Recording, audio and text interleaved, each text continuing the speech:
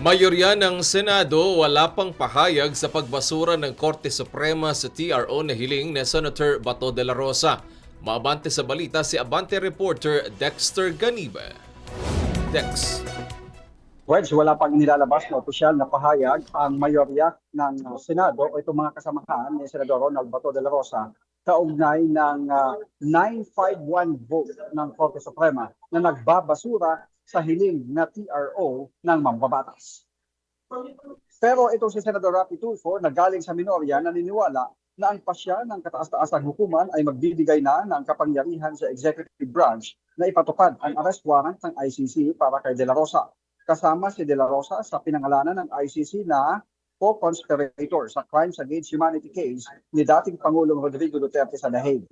Tanging good luck ang mensahe ni Tulfo sa kapwa-senador na on the run muli matapos ang pagsipot sa Senado noong Mayo 11 dahil sa posibilidad na pagsasagawa ngayon ng manhunt operation para kay De La Rosa.